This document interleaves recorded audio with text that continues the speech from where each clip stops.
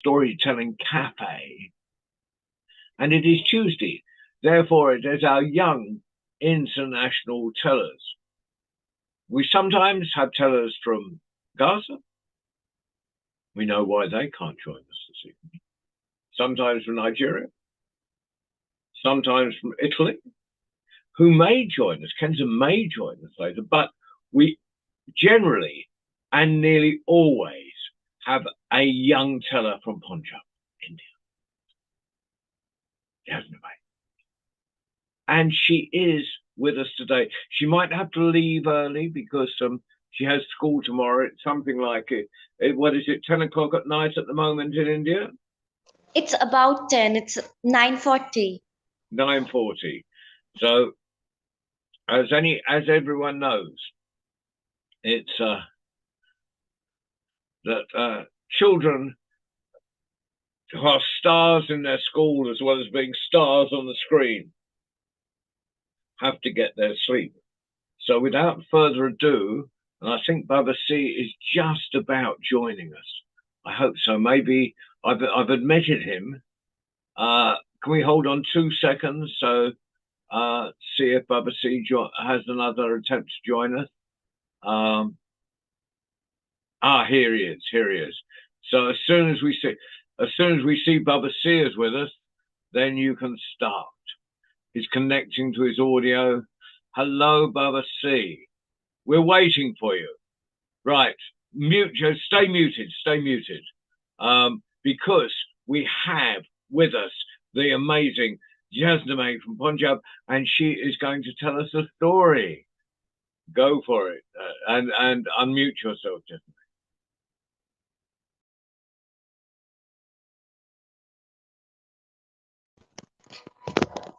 Hello everyone, my name is Jasnami and I'm from India, Punjab. Today I'd be narrating the story named The King Who Ate a Lot. There was a king who ate a lot. Believe me, each dish of a meal, he had different dishes. Every time in a meal, he had to have something new, which was tasty also. In the breakfast, if he had food from Italy, then in the lunch, there was around the world dishes. He ate so many dishes past so many years that he was bored of everything. He never repeated his dish and he wanted something new. So he proclaimed in the kingdom that whoever would serve him with the tastiest meal would get gold coins in reward. There were people who were lined through the kingdom wanting to serve the king. Well, everyone got a chance. Each day there was a new cook who gave a new dish, presented it to the king, while that king was then also bored and enjoyed none of those dishes. He waited for a very tasty dish and he waited. And one day a common man came to his court. He told the king that I have one thing to say. To eat my dish, you will have to take a fast for a full day. And that's how you like my dish? The king was so keen to taste something new that he said yes. So his fast started from the morning. At morning, when he saw food lying on his table, he decided to eat it. But then he stopped himself to have the tastiest dish. And as the hours passed, he was getting hungry and hungry. His stomach started to rumble, but still he controlled himself. He could not stay without food, but that day he hadn't eaten anything. And it was night time when that dish was supposed to come. And that common man was sleeping whole day. And half an hour before, he started to prepare a dish in a pot. He took that pot and went to the king. He served it in front of the king. And the king told him that this should be delicious because I have been fasting a full day. Otherwise, you'll get a death sentence. As the king took the first bite, he was so happy that he finished his whole meal. He said that this was the delicious food he had ever eaten, while it was just simple boiled rice. He closed his eyes in sheer enjoyment. For a hungry man, even plain boiled rice can indeed be the tastiest dish ever. That man was then returned home with bag of golden coins. That's why it's rightly said, coarse rice for food, water to drink, and the bended arm for a pillow, happiness may be enjoyed in even these. Thank you. I'd love that. And could you repeat that last line, because I'd love to remember it. It's coarse rice for food, water to drink, and the bended arm for a pillow. Happiness may be enjoyed in even these. It's written by Confucius. Confucius. Confucius. I missed the bended arm for a pillow, but the bent arm for a pillow. But I love that. I love that story, and I love the lesson from it. Uh, so I'm going to ask Norman to say something first. Hopefully, Kenza will join us soon. But Norman, have you anything to say about that story? Well, I would say that you told the story the same way that one who has likes stories will enjoy even the simplest of stories.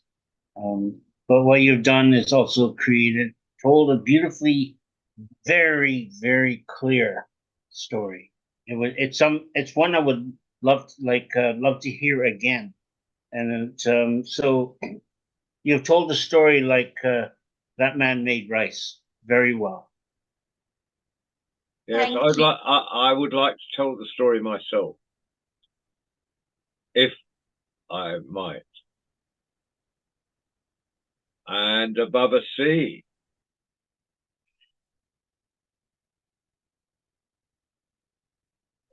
I'm convinced that Princess Jasname is actually an adult who just looks like a child because don't insult her by saying she's adult. Look how the adults are acting on this earth at the moment. We should the children have the wisdom. She's an exception because her stories have such wisdom and insight. I mean, she always amazes me. Her wisdom is beyond her years, and that's a compliment. I truly appreciate her stories, and she's always giving me and giving us an additional insight. And I can speak from experience that after fasting a day or two, even a simple meal tastes super delicious. So thank you very much, Yasname, for your story. Once again, you're giving us food for thought as well as food for the stomach. Thank you. And now, Jasmine, you know what I'm going to say. You know what? Yeah, and so you should be prepared for this, because I know you have to go to sleep and stuff. But do you happen to have, just sitting in the corner of your mind, a second story? Yes, I do. Oh, wonderful! Please tell it. So the name of my second story is Tenali Rama and the Thieves. So Tenali Rama was a courtier advisor. He was recognized as the most man with the most wisdom in India. So this story is about him. King Akbar faced a problem that in his kingdom there was a lot of news of theft. He wanted to catch hold of the thieves. While they weren't able to, they all found ways to find the thieves, but then they could not. So at the end, Akbar had to go to Tenali Rama to find the solution. As soon as he reached Tenali Rama told that don't worry, his work would be done.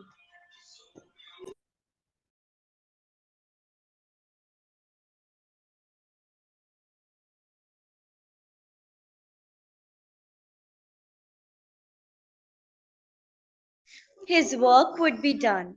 Tenali Rama continued to search for the thieves, but he could not. One day in his garden, while he was plucking vegetables, he heard some voices and got to know that it was the thieves who were planning to theft his house. And so he called his wife and told her that we have to do acting that we are going to hide our valuables in the well. She agreed, and at the spot they started talking. Tenali Rama told her, we have to keep all our valuables in a trunk and throw it in the well because there are thieves coming. And the wife replied, yes. So the wife brought a trunk and put some things in it. They locked the trunk and threw it in the well, and there was a loud splash. The thieves, after both of them were gone, thought that it was a lucky day for them because now they could get valuables, and so they did. That night, they spent the whole night pulling all the water out of the well to just get that trunk. They did it. First thief came, they took a pail of water and threw the water outside. So did the second. And so they took turns and the water came out of the well. All the water. At last, what was left was a big, heavy trunk. All the thieves were so tired because they emptied a whole well. Two thieves went inside and they went and carried the trunk up to the well. It wasn't an easy task. And when they were about to open the trunk, expecting rubies, diamonds, and gold from inside, when they opened it, it was just a heavy mortar and pestle. Nothing else. And the thieves were so disappointed. And that's when Tenali Rama came and said, thank you for watering my garden. I guess the vegetables look fresh now. What do I have to serve you with? And the thieves, with disappointment, said, how could we think of, of stealing things from Tenali Rama's house? From that day onwards, the thieves never did any stealing. Thank you.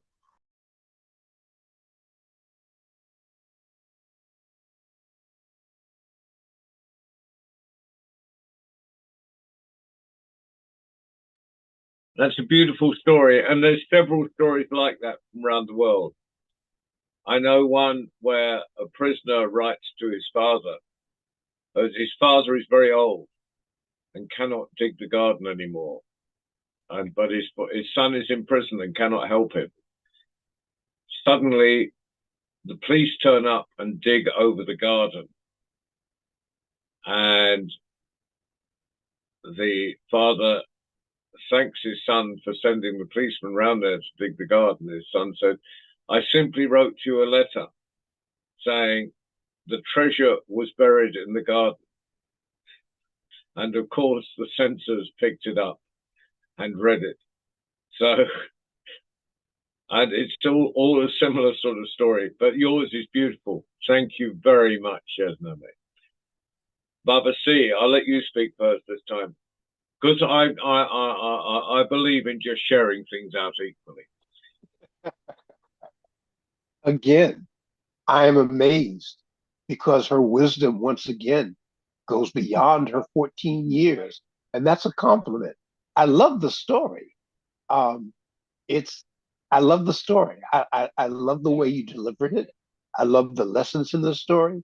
And I love the way that the Dalai Lama tricks the thieves into watering his garden and how they reform and don't steal anymore.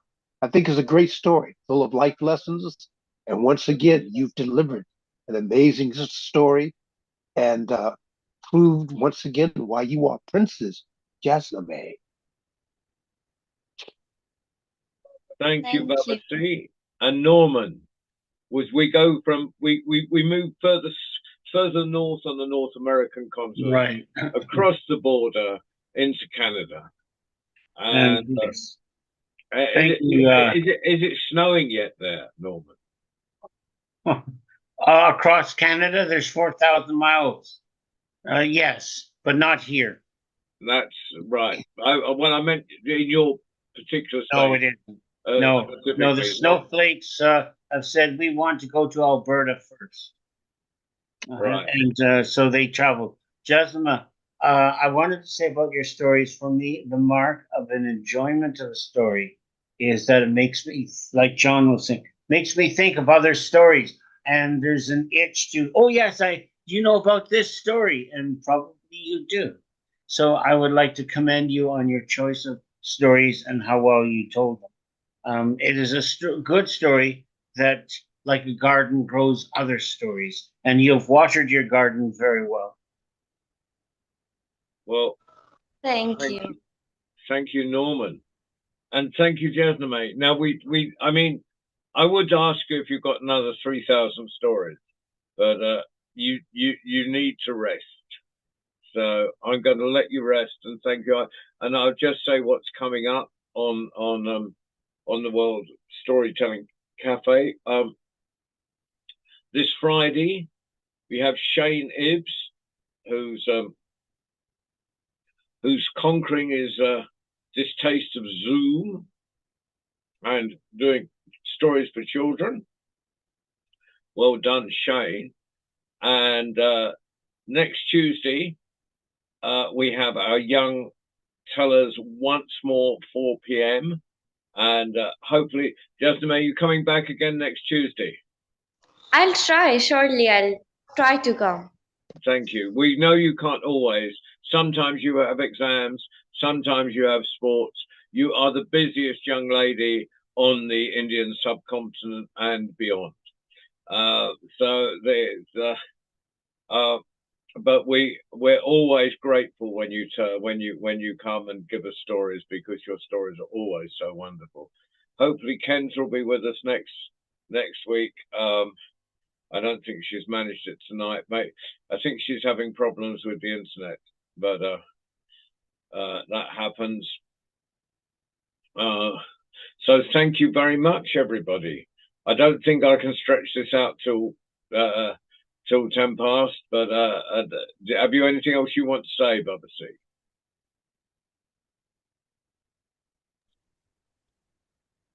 Just how wonderful that the young storyteller sessions are. And I love it when Kenza and Jasmine and our others come in. It's rejuvenating and it's great. And I look forward to us rebuilding this and having more young storytellers. Well, I think it's relevant that actually that it is people of our particular vintage that listen to this, because it's sort of it's rejuvenating. Yes, I think, and it gives us, because it's very easy to to get jaded and cynical about this world, because we have watched it get better, we've watched it get worse, we've got to get better at the moment. It's not at its best place. But when we watch the young tellers, I think it gives us renewed hope in the future. Yes.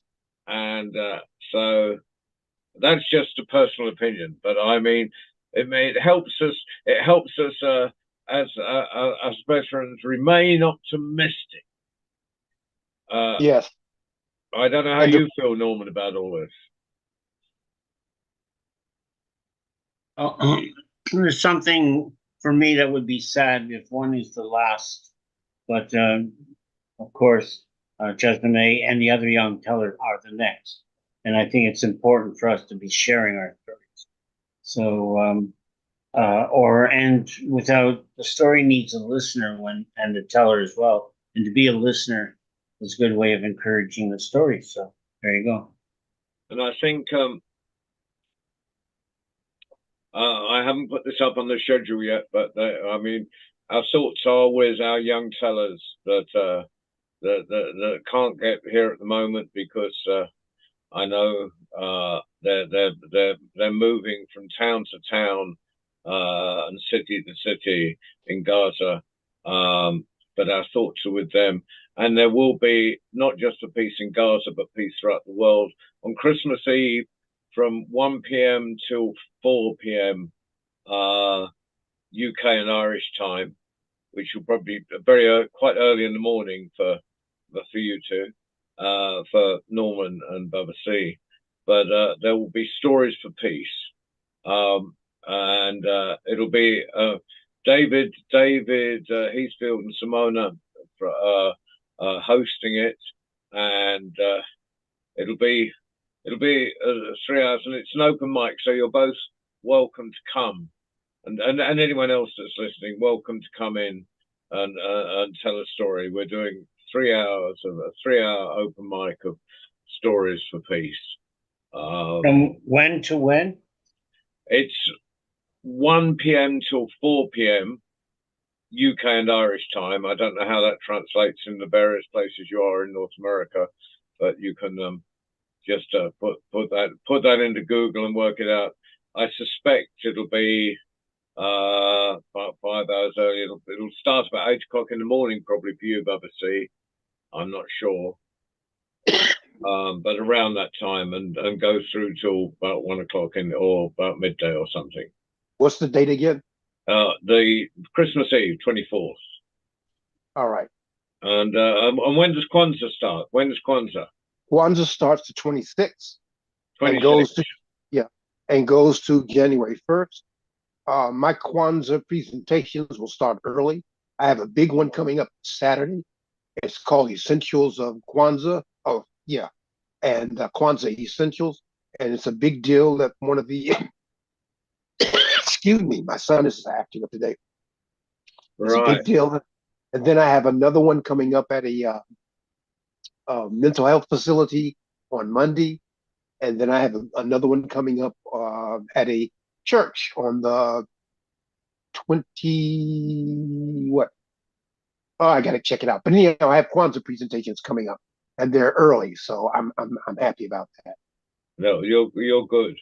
I mean, if you want, I mean, we'll work out a date. If you message me, you maybe want to do a Kwanzaa presentation on the cafe. But hey, that would be nice. You may be incredibly busy. I think we can work something out because it goes from the 26th to January 1st. So I think we can work something out. Yeah, I think that might be nice. I think it would just be, I think at the moment, especially, it's quite important to recognise all, yes. all holidays.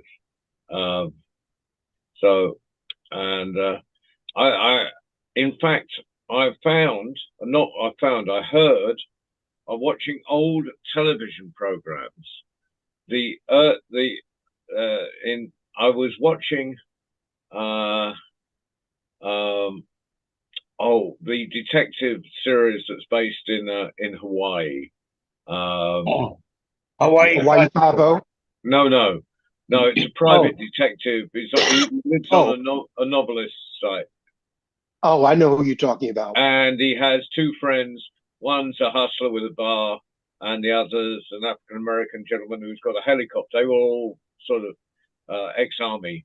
Now, there was and so this was done in the probably 80s, 70s, 80s. And I watched the episode had them. They crash dived on an island, and so they were missing Christmas, and the helicopter pilot was talking about Kwanzaa.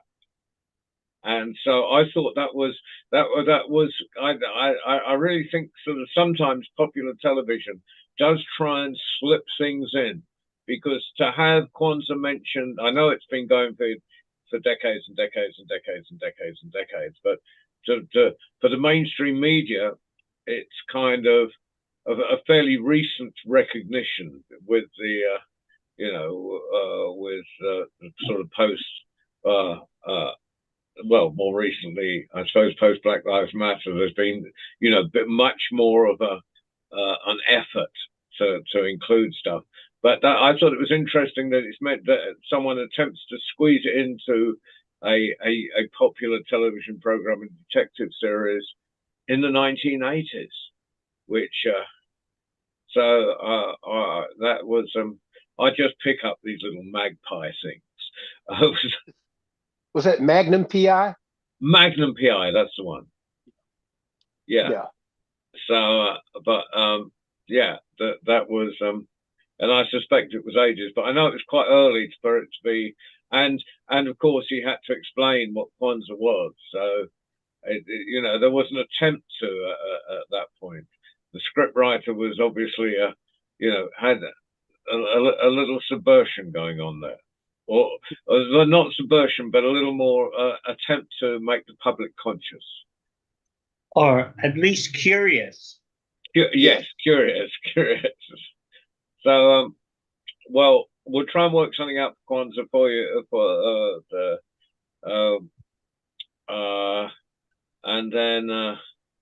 But for now, we've got Shane Ibbs this Friday. We've got Maya Ganatra from Tanzania, and on the following Friday. And of course, on Tuesdays, we have our International Young Tellers. And so, and Waleed, as always, thank you for playing the magic carpet. And we'll see you all. It's good to see you. And it's good to see your jacket hanging in the same place as it was on Sunday, rather than and with the same door behind you. So a consistency of abode at least for a week. Yes. Yes. So, and it's good that you're back out there gigging. It's always good when Norman, what have you got coming up? Actually, I really don't have much. I haven't been putting much around me or in the future. What I do have coming up is finishing the article about the first and second Marrakesh festivals. Yeah, it'll be yeah. So roughly, we're probably now looking at 2025 for the next one, which gives us all time to recover. Right, but gives you time to write the article, Norman. Yeah, well, I need to talk to you or somebody about that 2025 date. Because... Yeah. Well, give me a week or so, because I'm quite busy, because I put on a red suit at this time of year. And, yeah, well, I have to talk to somebody because the article has to be in next week, or next week. No, you can talk to me. I'm only working in the evenings. I've got well, Saturdays. I'm of course I'm only disguised as John Rowe. I am of course the real Papa Noel, and yes, and I'm Papa Noel at the Western Burt Arboretum, which is the National Forest. So it's 4 hours on my feet and just playing with people in the middle of the National Forest, which is all millions of lights. So they've made a light show through the forest, which is quite that's fantastic. Cool. Okay, so, we'll talk about that. I just well, just get in touch. Yeah, I'll do that. Okay, but for now, thank you, Waleed. What? I'll have a mint tea and or Reviver. No, you can't get that down the line. I just love those smoothies you serve at the cafe. But so Bubba C, fairly well. See you probably Tuesday. No, not Tuesday. Friday to the Friday then, if you're free. If you're not, see you Tuesday or some other time on the screen, and we will stay in touch. Farewell, everyone. Take care. Happy holidays. Happy Kwanzaa.